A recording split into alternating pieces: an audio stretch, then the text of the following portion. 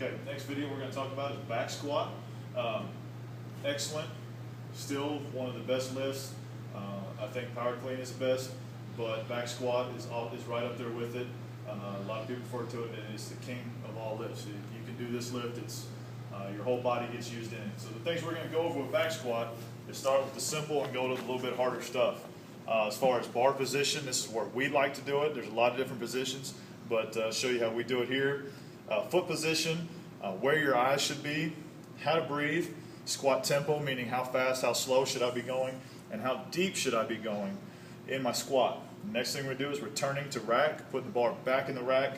We'll also talk about squat escape, something you've probably never seen, but we'd like to teach just in case things go wrong.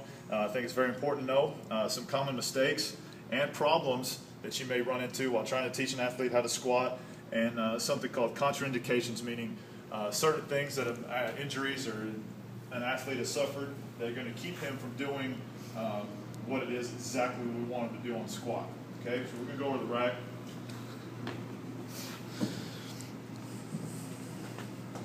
And I always tell kids, set the bar to the shortest portion in your rack. I can always get shorter, but I can't get any taller. So you want this to be able to stand up, easy to take off the rack. So right here, I set mine on 12. Not many people need to set it on 12. 11 or 10 is usually the mark where you need to have it. Okay?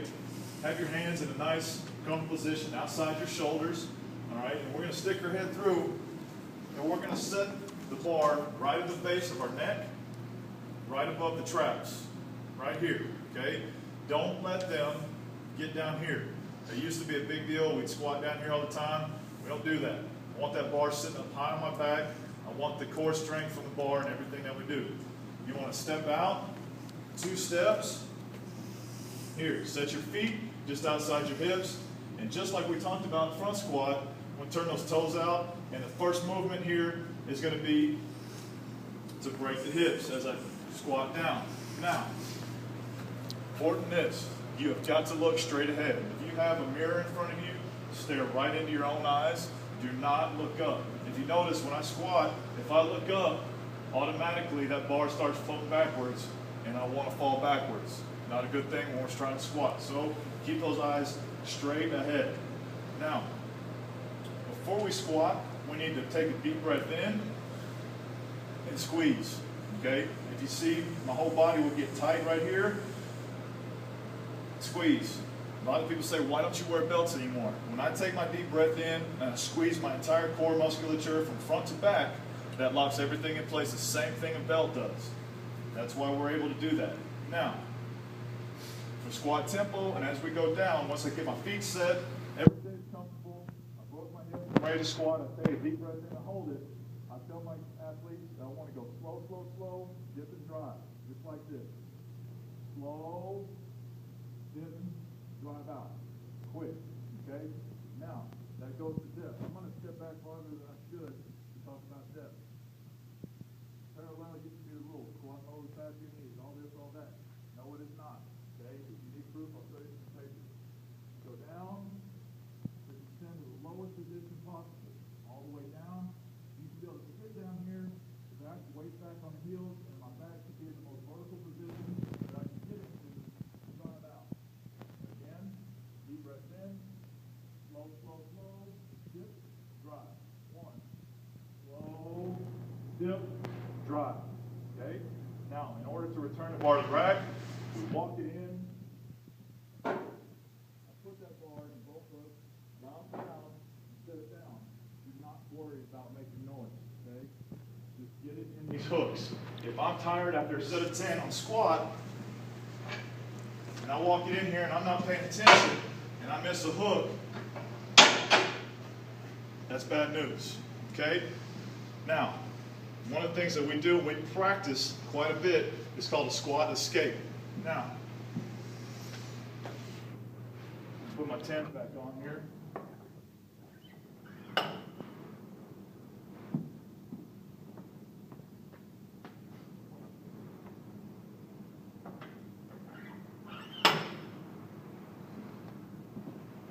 Once I get everything set,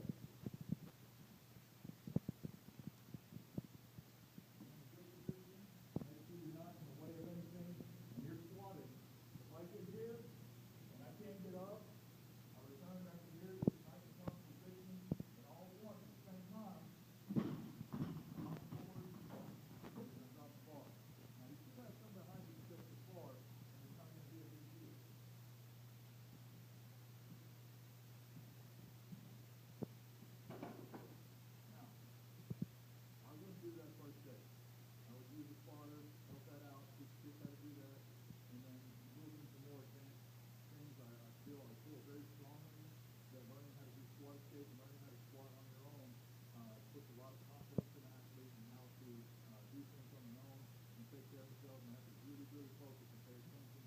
But for starters, you shouldn't be going heavy enough for that to even matter. Now, moving down the list, common mistakes and problems. I'm going to take my pens off so we can go over these.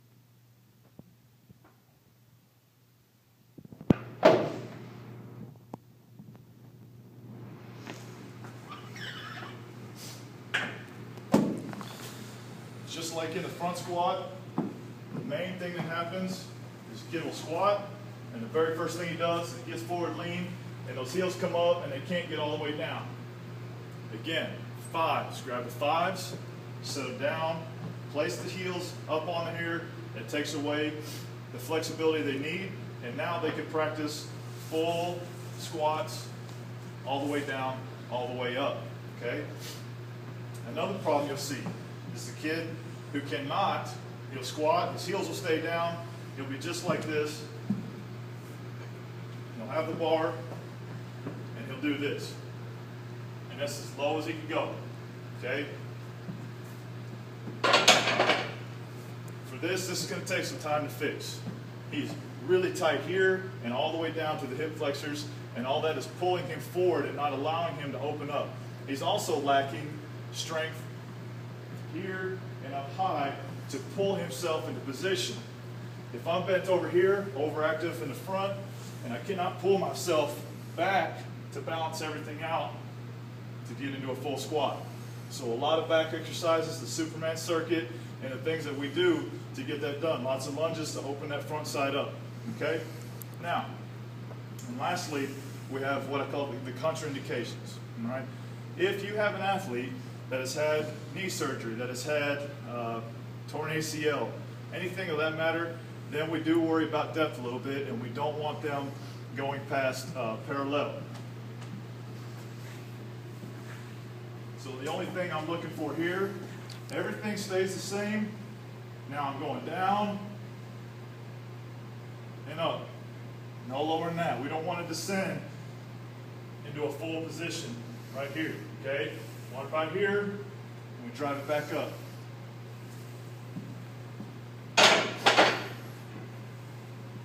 Much easier to teach than the power clean. You'll get rolling quite a bit faster. I would say the number one limitation on squat is core strength.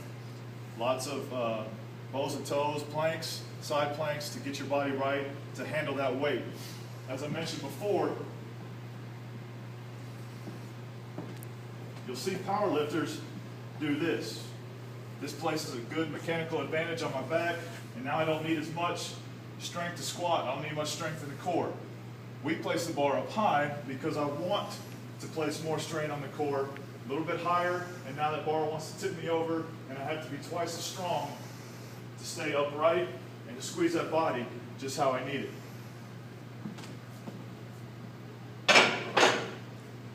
You get all those right, you work this squat, this exercise over and over and over again, you'll get your athlete strong, athleticism will go up automatically. You could do just this lift all off season, and your athletes will get faster. You don't have to run, you don't have to do anything, and do this, and they'll become better athletes because of it.